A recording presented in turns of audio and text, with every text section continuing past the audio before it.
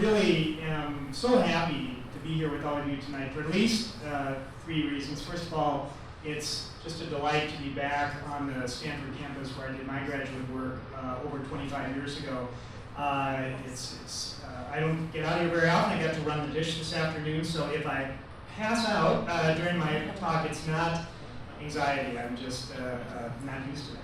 But also, I love the opportunity to get together with people who are passionate about higher education and the power to unlock human potential when that is done really well, and the opportunity that we have, the great opportunities that we have to improve how that works and to improve it for so many more people.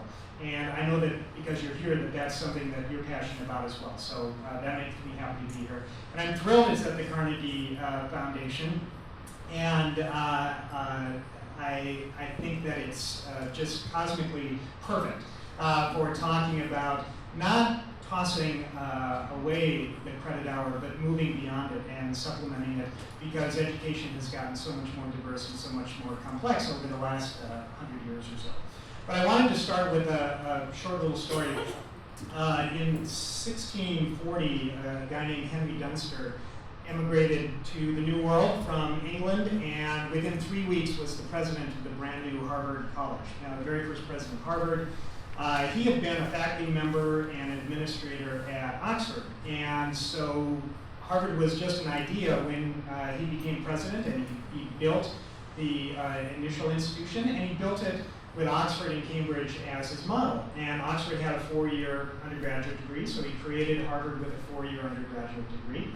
And over the next few decades, as a few more colleges popped up around New England and eventually spread to the rest of the country, everyone adopted the 4-year baccalaureate. Just 2 years after Dunster left England, Oxford and Cambridge got together and said, you know, we don't really need a 4-year degree. We think we can get all of this done in 3 years without society falling apart. And they put together a 3-year bachelor's degree, and they've had that ever since. And meanwhile, we have had a 4-year bachelor's degree, by and large, in the US for 350 plus years now. And if Dunster had just delayed his sailing by 2 years, picked up a girlfriend or something, we would have a higher education system that would be tens of billions of dollars less expensive and a lot of people with a lot less debt, and I don't think we would necessarily be serving society significantly differently or worse. So that's just one example of how individual decisions that have been made over hundreds of years have petrified into a system that is really challenging to change. You have this interlocking network of how the institutions govern themselves, and federal, state, and local regulations, and regional accreditation, and specialty accreditation, and it is just so hard to drive change through all of that. And when I think about the credit hour as part of that system that has been built up, it's actually relatively young. It's only a little over 100 years. And I was thinking about the period of time between about 1895 and 1910, when the credit hour really came into existence. What other inventions came around that period of time? I know it's kind of late, especially for the rest of you who might be on Central or Eastern time like I am, and I'm standing between more wine and dessert. So I'm just going to show pictures and be kind of quick. But in 1895, Curtis Veeder invented the cyclometer. That was a really clever device that you wedged in between the spokes of your bicycle wheel, and it counted up how many times it turned around, and very cleverly then calculated how many miles you traveled. So that was the first bike computer, 1895, and now bike computers tell you your VO2 max and power wattage and picture of what's behind you, and so you're just much more likely to run into the parked car. Milton Reeves in 1897, automobiles had barely been around, and people were already complaining about how loud they were, so he invented the automobile muffler. And now everybody has pretty sophisticated mufflers under their cars.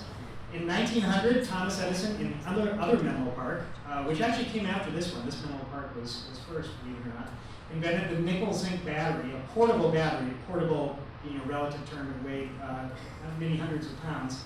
And we still use rechargeable nickel-zinc batteries today. They're just a lot smaller, but they are basically the exact same invention. 1901, a traveling salesman named King Camp Gillette invented the disposable razor and a new business model that is probably still taught at business schools around the country. And the first, you used to have to sharpen your razor at the barber shop, and you could just toss the blade and buy a new one, and those are really essentially the very same tool that we use 100 years later. The hearing aid, Miller Reese Hutchinson invented the first electric hearing aid in 1902. I'm wearing this partially in homage to that. Orville and Wilbur Wright, the airplane, of course, in 1903. That's an Airbus A380, which, has anybody here flown on an A380 yet? It holds like 16 people out. Right? That's great. And then last one, there was a New York Giants baseball player, Roger Bresnahan. They're now the San Francisco Giants, play up the road here. He got beamed on the head and spent 30 days in the hospital, so he invented the first baseball batting helmet in 1905. Of course, batting helmets now are required. They didn't become common, though, until the 1950s. And then one Stanford invention, a student at Stanford, Nathaniel Baldwin, in 1910, invented the very first headset. And now, of course, headsets are much more sophisticated. So the similarities in all these is that these inventions were designed and built for a particular purpose and an unmet need in the market, and that unmet need continues, or it continues to evolve, and as better technologies become available, better processes, ways of doing things, these inventions have evolved at the same time, which brings me to the credit. That was actually concepted prior to the Carnegie Foundation. A Harvard member named Charles Eliot came up with it. But the Carnegie Foundation was asked to help devise a system for accurately paying teacher pensions. It was a problem, and they wanted to find a way to standardize that and accurately pay teacher pensions. That was the challenge. There was this concept lingering around of the credit hour. They sort of institutionalized that, and that became a big part of how institutions paid their faculties. But within only about 10 or 20 years, it became the unit of currency by which many things in education were measured, not just how much should we be paying this teacher, including learning. And it has become embedded in the funding mechanism. It's a integral part. You can't just get rid of it. It's the CRM of higher education. And so recently the Carnegie Institution looked at how do we, the Carnegie Foundation, sorry, how do we update this? How do we bring this invention into the modern era? And their conclusion was, it's really hard to do. Not that it's perfect, but that so many things are dependent on it that you can't just toss it out and expect the system to continue to function effectively. But education has changed a lot in the last 110 years. The definition of a student has changed dramatically. And while time, measuring time, can still be an important element of a coming-of-age experience for an adolescent, an 18 to 22-year-old, as we're trying to create better informed and more responsible citizens in this country. That can take time. If you are a mid-career working adult trying to earn your bachelor's degree, it's really a different kind of challenge and a different sort of opportunity. And so there is another way of measuring learning, and that's the competency. And I think probably many people in this room are familiar with competencies. The way we think about it at Capella, Capella is about a 25-year-old institution, started as PhD only, has always been fully online, and we serve mid-career working adults. So our average student is 40 years old. About 80% of them are between 25 or even 30 and 55. And we've moved from PhDs into professional doctorates, master's degrees, and more recently, bachelor's degrees. And so when we think about a competency, we think about it as an academic concept, not a purely vocational one. It's the combination of the knowledge, the skills, the ability to apply a particular concept in a particular context. And we use it as the design core, as the currency of our degree programs. And so our faculty is at the heart of building those. And then we use different kinds of materials.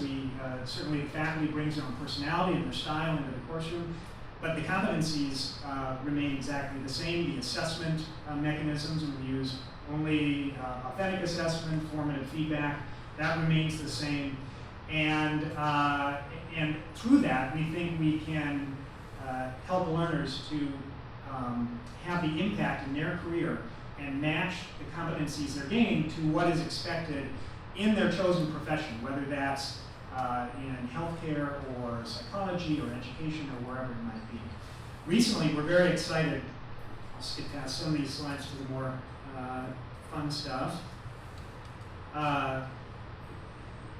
When you work with competencies as a currency, you can do a lot of interesting things with them. Typical transcripts, credit hour-based transcripts, don't tell a potential employer or a current employer very much about what you can do.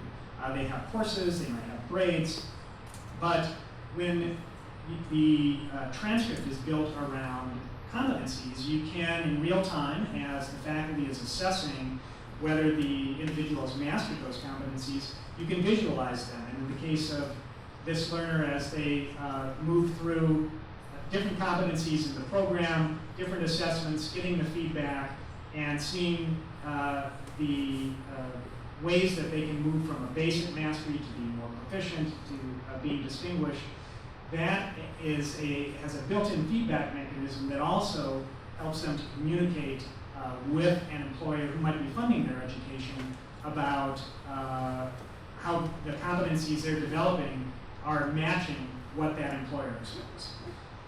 So we're very excited right now because this is starting to enter the mainstream, and I think it's happening for a variety of reasons.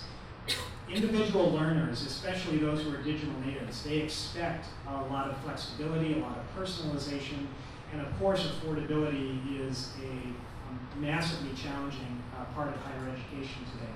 You have institutions who are more rapidly developing competency-based models to address this. We've been competency-based for a long time. The concept actually goes back decades. You have institutions like SUNY Empire State or Excelsior who were pioneering this back in the 1950s and 60s. So it doesn't require any particular technology innovations to think about. But we're part of the Competency-Based Education Network, which had 20 members 2 years ago. Now it has about 80. But they estimated 2 years ago that there were 130 institutions out of the 4,700 or so post-secondary institutions in the U.S. that were working on competency-based models. Now that's up to almost 300 in just a couple of years. It's not necessarily easy to do, but there's a lot of appeal, and again, particularly for mid-career learners, I think it has a lot of value.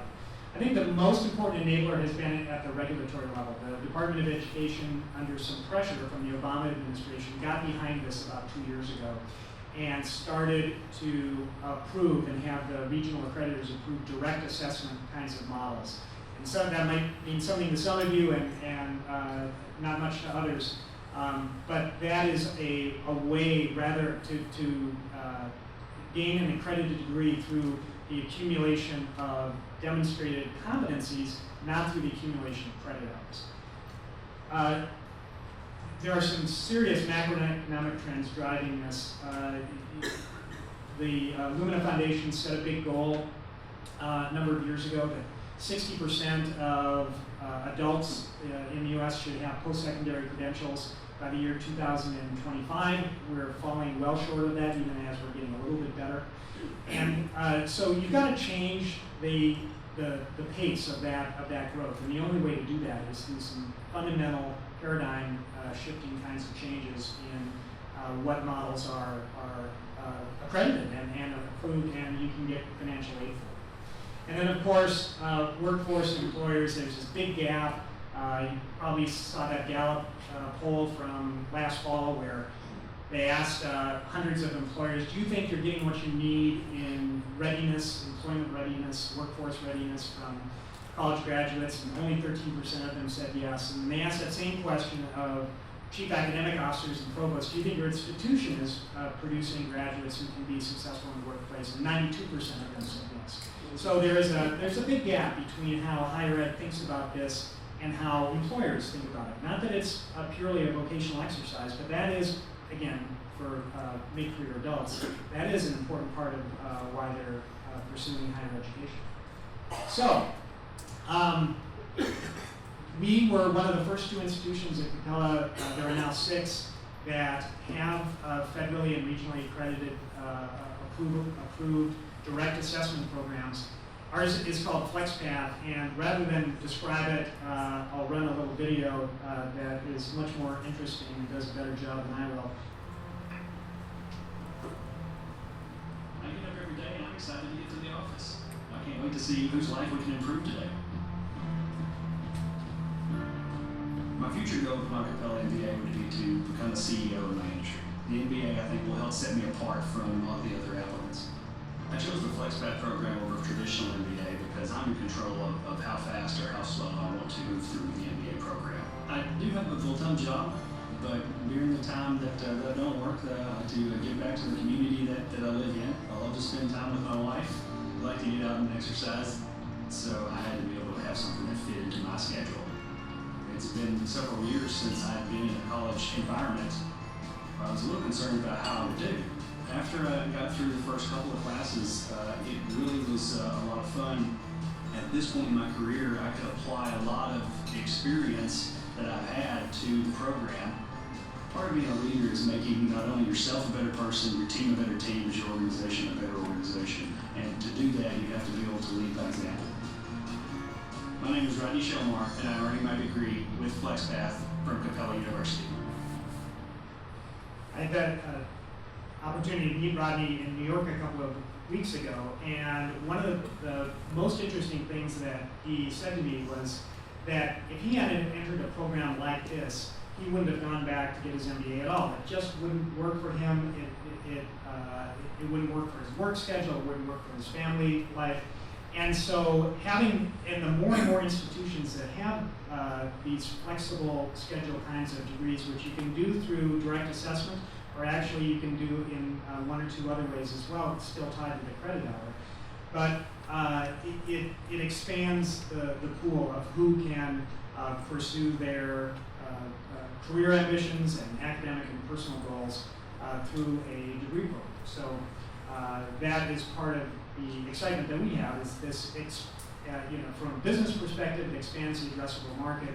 From a societal perspective, it gets us on a faster path towards that goal of having 60% of our adults with post-secondary credentials. So I'll skip past this. Here's the last thing. And I think you might have talked about this a little earlier today. One of the things I'm really excited about, and I am an optimist about higher education. There's so much negative press around things in higher ed right now, both on the when you're talking about debt, when you're talking about outcomes and people being prepared for their workplace, or the social issues on campus programs. And so there's a lot of enthusiasm generating for alternative credentials that could be less expensive, they could be more fit for purpose, and there are businesses sprouting up, and this is all outside the Title IV space, like General Assembly or Pluralsight or HealthStream, some of these companies that you might have heard of, that are going into this alternative credential space.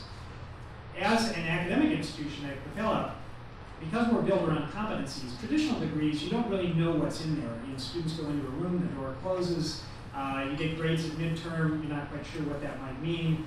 Even somebody who graduates with a 3.29 in psychology, a potential employer doesn't know what they can and can't do. They would have to do their own assessment or take chances. So in a competency-based degree structure, all the granularity of the competencies is exposed. We cluster those into courses, and that makes up a full degree. But because you've structured it around individual competencies, if a particular industry or profession or employer is interested in a particular set of competencies, you can disaggregate the full degree program, reaggregate the individual competencies in bundles, and then deliver them directly to an employer. One of the things about this that could be particularly exciting is that we can then map that back to a degree program. So while they're trying to upskill some of their middle managers in global leadership, they're actually now maybe 20 or 25% on the way to earning their MBA. And so it doesn't have to be a binary choice between alternative credentials and degrees. And personally, I don't think that alternative credentials are going to disrupt the demand for degrees anytime soon. Certainly not at the bachelor's or doctoral level, possibly at the master's level. So anyway, I am an optimist about the future. And I'm really looking forward to spending time with folks here tomorrow talking about the opportunities that we have, and would love to talk to you more about how I think competency-based education doesn't replace the credit hour, but can sit alongside it as additional information, useful information, and a great way to address some of these big challenges of affordability and completion. Thank you very much.